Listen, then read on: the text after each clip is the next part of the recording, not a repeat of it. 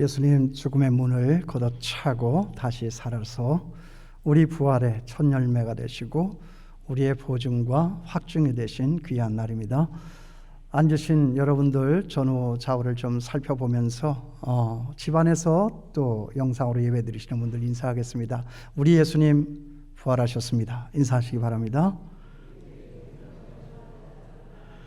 네, 그렇게 인사하셨으면 또 한 번 하겠습니다. 나를 위해 부활하셨습니다. 네, 감사합니다. 예수님의 그 부활이 저와 여러분의 부활이 되는 것인 줄을 믿습니다. 우리 찬양대가 너무 잘했잖아요. 아침 8시부터 일부 예배 하셨으니까 집에서 몇 시에 나왔을까요? 오늘 3부 예배까지도 다 하신다는 말씀 들었는데 참 그 수고도 수고려니와 너무 준비하신 찬양이 아름답고 감동적이고 우리 하나님이 기뻐 받으셨을 거라고 생각합니다. 우리 잘했다, 고맙다. 우리 한번 박수 한번 해주시면 좋겠습니다.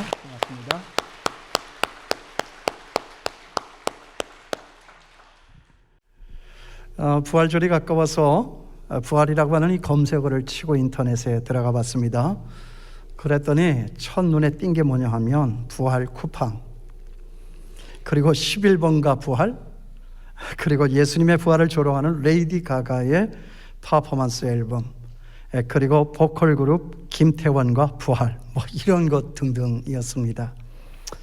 이런 검색 내용들을 보면서 아직도 우리에게는 이 부활이라고 하는 두 글자를 갖고도 장사가 되는 것이구나 하는 생각을 해봤습니다.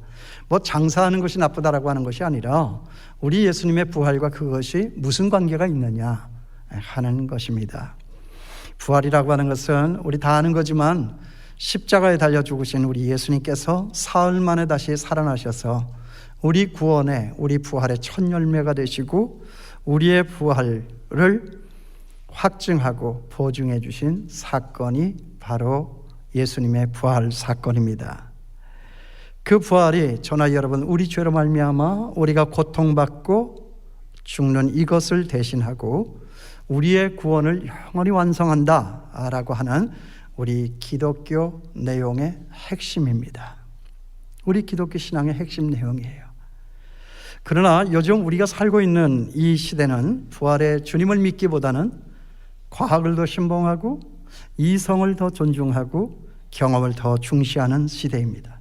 그렇기 때문에 비본질이 본질을 대신하고 가짜가 진짜를 대신하는 시대를 제가 살고 여러분들이 살아가고 있습니다. 그래서요, 이상한 그 사이비 교주들이 나와서 많은 사람들을 미혹하고 자기와 자기를 따르는 사람들은 영원히 죽지 아니할 것이다 라고 속이면서 우리 예수님의 그 부활을 희화화하고 있습니다. 사탄의 장난이죠. 사탄의 노림수입니다. 죽음을 두려워하는 저나 여러분, 우리의 그런 약점을 노려서 우리에게 있는 그 부활의 소망과 능력을 망가뜨리고 그런 우리에 대한 지배력을 극대화하려고 하는 사탄의 아주 간교한 전략이고 꼼수인 것을 우리가 알고 있습니다. 부활이라고 하는 것이 얼마나 영광스럽고 좋습니까? 그런데 사탄이 이것을 먼저 가져간다 하는 것이죠. 그런 의미에서 저는 오늘 이 시간에 먼저 여러분에게 다짐받고 싶은 것 한 가지가 있습니다. 여러분, 예수님의 부활을 믿으십니까? 그 예수님의 부활이 저와 여러분의 부활이 된다라고 하는 이것을 여러분 믿습니까? 이걸 믿지 않으면 오늘 이 설교는 들으나 마나한 거죠. 이걸 믿지 않으면 우리의 구원이 없고 이걸 믿지 않으면 우리 교회에 나올 필요가 없습니다. 그래도 나와야 되겠다라고 하면 그는 이 세상에서 가장 불쌍한 사람입니다. 예수님을 믿고 교회를 나왔는데 예수님의 십자가의 죽음과 부활만은 내가 믿을 수가 없다. 그런 사람 제가 볼 때 이 세상에서 가장 불쌍한 사람이다 하는 것입니다. 믿지 않는 사람들은요, 과학을 신봉하고 이성을 존중하고 경험을 중시합니다. 그런 데 대한 믿음이 아주 확실합니다. 그렇지만 저나 여러분, 우리는 다릅니다. 우리는 그런 과학도, 우리는 그런 이성도, 우리는 그런 경험도 다 믿을 수가 없기 때문에 그것의 한계를 분명히 알고 있기 때문에 그것을 뛰어넘어 그것들을 초월하여 계신 우리 하나님을 믿고 여기 나와서 하나님을 예배하고 있는 것입니다. 그런데 그런 하나님을 믿고 교회를 나오면서도 예수님의 십자가와 부활을 믿지 않는다? 그럼 도대체 그런 사람은 무엇을 믿고 살아가는 사람들이냐 하는 것입니다. 그러니 제가 그런 사람들을 세상에서 가장 불쌍한 사람이다. 어차피 부활이 믿어지지 않으면 세상 나가서 세상식대로 과학을 신봉하고 이성을 존중하고 경험을 중시하면서 살아가면 됩니다. 무엇 때문에 이렇게 교회를 나와서 돈을 쓰고 시간을 쓰고 정력을 낭비하면서 교회에 나와 있느냐 하는 것입니다. 그래서 고린도전서 15장 19절 말씀에 이런 말씀이 있어요. 만일 그리스도 안에서 우리가 바라는 것이 다만 이 세상의 삶뿐이면 모든 사랑 가운데 우리가 더욱 불쌍한 자니라. 우리가 더욱 불쌍한 자니라. 우리가 더욱 불쌍한 자니라. 오늘 말씀은 저나 여러분 우리에게 두 가지 부활이 있는 것을 말씀해 주고 있습니다. 하나는 생명의 부활이고 또 다른 하나는 사망의 부활입니다. 하나는 새하늘과 새 땅으로의 부활이고 또 다른 하나는 불과 유황으로 타는 연못으로의 부활입니다. 여기 타는 연못으로의 이 부활, 오늘 말씀은 그것을 둘째 사망이라고 말하고 있습니다. 이 둘째 사망의 특징은 영원히 죽지 않는 사망입니다. 죽고 싶어도 죽지를 못합니다. 영원히 고통을 당하면서 살아야 됩니다. 그러니까 차라리 죽는 게 낫다. 죽을 수 있는 것이 그런 사람들에게는 큰 축복이 됩니다. 그렇지만 우리에게 있는 이 부활은 생명의 부활이다 하는 것이죠. 새하늘과 새 땅, 세상에 존재하는 모든 것들이 다 살아나고 영원히 사는 생명으로의 부활이다 하는 것입니다. 그런데 이 생명의 부활에는 다음과 같은 매우 중요한 두 가지 개념이 있습니다. 하나는 회복이고 또 다른 하나는 부흥입니다. 그 회복 중에서 첫째는 뭐냐? 생명으로의 부활입니다. 우리 부활에는 회복의 능력이 있습니다. 부활을 통해서 모든 것들은 회복이 됩니다. 부활을 통해서 우리가 보는 모든 자연 만물들과 우리 육체와 우리의 마음과 우리의 영혼은 다시 살아나고 회복이 됩니다. 그러므로 저나 여러분, 우리 부활을 믿고 살아가는 사람들은 죽음을 두려워하지 않습니다. 죽음 때문에 비겁하거나 비굴하게 살지 않습니다. 그런 면에서 죽음이라고 하는 것은 저나 여러분, 우리 예수 믿는 사람들에게 있어서는 저주가 아니며 심판이 아닙니다. 죽으면 사는 것입니다. 그러므로 죽음 때문에 절대로 슬퍼하거나 주눅들거나 마음 들려 살아서는 안 된다 하는 것입니다. 이게 부활의 힘입니다. 그래 저는 마지막 숨을 몰아 쉬면서 죽음을 향해서 가고 있는 어르신들에게, 권사님 무섭지 않으시죠? 장로님 두렵지 않으시죠? 도전할 수가 있는 것입니다. 끝까지 흔들리지 마시고 잘 가시라 응원하며 그 옆에서 찬송을 부를 수가 있다 하는 것이죠. 얼마 전에 돌아가신 우리 교회 어떤 권사님, 저와 그 식구들이 다 둘러서서 찬송을 부르니까 좋으셔가지고 손을 드시고 지휘를 하시고, 그러다가 그 팔에 힘이 없으시니까 그 두 손을 떨구시고, 들리지는 않았지만 얇게 떨리는 그 입술을 움직이면서 같이 찬송을 부르셨어요. 그렇게 하시며 하나님의 부르심을 받으셨어요. 그게 우리 부활의 능력이라고 생각해요. 그게 이 부활의 능력이 있어서 죽음의 두려움도 이기시며 극단의 슬픔도 뛰어넘어서 영광스럽게 가신 우리 믿음의 선배, 그 권사님의 마지막 모습이었다. 그걸 보면서 제가 얼마나 가슴 벅차, 가슴 든든하게 돌아왔는지 모릅니다. 이야, 믿음이라고 하는 게, 부활신앙이라고 하는 것이 이런 것이구나. 얼마나 외로울까, 얼마나 무서울까. 그런 생각 다 떨쳐버리고 그 두려움을 뛰어넘어서 찬송 부르며 지휘하시며 마지막에 우리의 찬송에 화답을 하시며 같이 찬송하셨던 그 권사님의 모습, 이게 정말 우리 훌륭한 믿음의 선배의 마지막 가는 모습이었다. 얼마나 가슴 뿌듯했는지 몰라요. 그리고 둘째는 아름다움으로의 회복이에요. 첫째는 생명으로의 회복이고 둘째는 아름다움으로의 회복이다.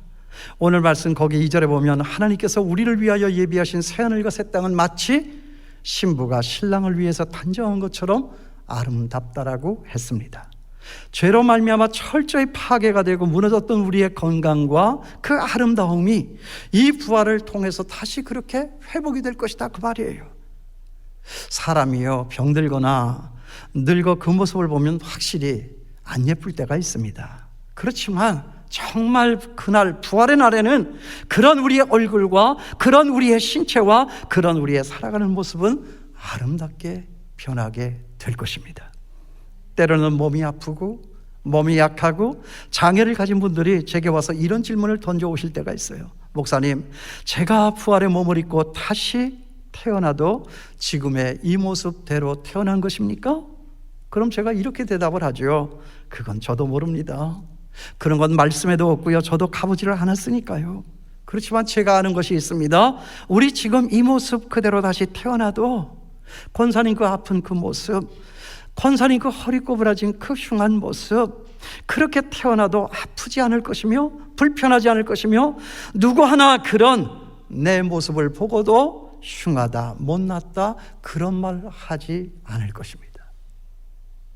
그리고 제가 거기 뒤끝에 하나를 덧붙입니다. 그런 천국이 아니면 저도 안 갈 것입니다.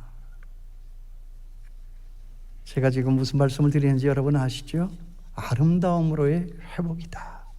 여러분, 이 부활의 영광과 아름다움을 꿈꾸시며 살아가는 저와 여러분이 될 수 있게 되기를 바랍니다. 이 부활의 소망이 있는 자들에게는 오늘의 이 현재가 그래서 즐거운 거예요. 이 현재가 아프면 아플수록, 이 현재가 약하면 약할수록, 이 현재가 장애를 가져서 불편하면 불편할수록 더 깊은 감사와 즐거움이 있을 것이다 하는 것입니다. 셋째는 완전함으로의 회복입니다. 첫째는 생명으로의 회복이고, 둘째는 아름다움으로의 회복이고, 셋째는 완전함으로의 회복이다.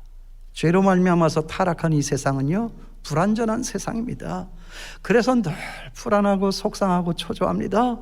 그러나 부활은 그런 우리의 삶을 완전한 삶으로 바꾸어 줄 것입니다. 그래서 거기 4절에 있는 말씀과 같이 그 나라에는 뭐예요? 눈물이 없어요. 사망이 없습니다. 애통하는 것이나 곡하는 것이나 아픈 것이 없습니다. 그야말로 시험과 유혹이 있던 그 에덴 동산보다도 훨씬 더 좋은 완벽함으로의 회복이라는 거예요.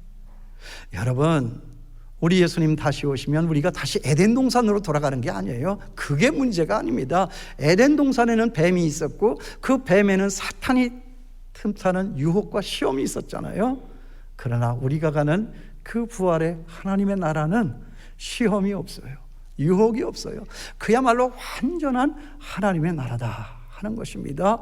에덴 동산보다 더 아름다운 그 천국을 꿈꾸며 살아가는 부활의 하나님의 백성들 다 될 수 있게 되기를 주님의 이름으로 축원합니다. 그러나 부활에는 그런 미래적인 회복만 있는 것이 아니죠. 현재적인 부흥도 있다 하는 것입니다. 첫째는 회복이지만 둘째는 우리의 마음이 강화되고 우리가 세상을 이기고 세상 앞에 우뚝 설 수 있는 진정한 부흥의 역사, 그것이 담겨 있다 하는 것입니다. 그런 미래적인 회복이 확실하기 때문에 오늘 우리 현재는 더 흥분이 되고 더 큰 부흥의 자리로 나아갈 수가 있다 하는 것입니다. 부활이라고 하는 이 단어를 영어 사전에서 찾아보면 세 가지 의미로 설명되어 있습니다. Resurrection, 부활, Restoration, 회복, Revival, 부흥, 이 세 가지 뜻으로 나타나요. 그러니까 부활은 회복이며 동시에 부흥이다 하는 것입니다.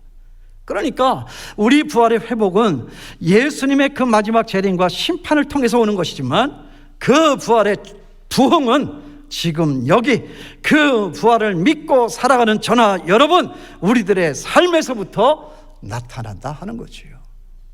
부흥을 믿는 사람, 부활이 있는 사람은 부흥합니다. 부활을 믿고 사는 사람은 모든 것을 이깁니다. 모든 것을 견딥니다. 모든 것을 성취합니다. 모든 것을 양보할 수 있고 모든 것에 손해볼 수 있고 모든 것을 희생할 수 있습니다. 왜? 내 눈에 보이는 지금 당장 내 앞에 이것보다 더 크고 놀라운 부활의 세계가 우리 앞에 있기 때문에 그런 자의 삶에는 언제나 큰 부흥의 역사가 따라오게 돼 있다 하는 것입니다. 여러분, 사람들이 타락하고 나약해지고 잔인해지는 것이 뭐예요? 부활의 소망이 없기 때문에 그렇습니다. 눈에 보이는 것이 전부입니다. 지금의 이 상태가 끝입니다. 그러니까 잔인해지는 거예요. 그러니까 거짓되게 돼 있다 하는 거예요. 그러니까 비겁하고 비굴하게 살아간다 하는 것입니다. 그러니까 애따 모르겠다 타락한다 하는 것입니다. 그 부활의 소망이 있다면 이것이 마지막이 아니고 그 마지막 때에는 이 모든 것이 다 뒤집어지는 역사가 우리에게 찾아오는 것이기 때문에 여러분, 부활의 소망이 있는 사람은 절대로 그렇게 살지 않습니다. 이것이 기독교입니다. 이것이 교회입니다. 이것이 우리 예수 믿는 사람입니다. 이런 사람의 모습으로 세상 앞에 우리는 당당히 서야 한다 하는 것입니다. 세상 사람들 정치하는 것을 보면서 심하게 격하게 투덜거리고 불만하는 사람들이 있습니다. 어느 정도는 괜찮아요. 뭐 그럴 수 있죠. 근데 그것이 전부면 그것은 아닙니다. 세상은 절대 그 사람들의 손에 의해서 새 하늘과 새 땅, 새 예루살렘 오지 않는다는 거예요. 기대가 있으니까 실망하죠. 기대가 있으니까 그 기대가 무너질 때 타락합니다. 그래서 잔인해지게 되는 거예요.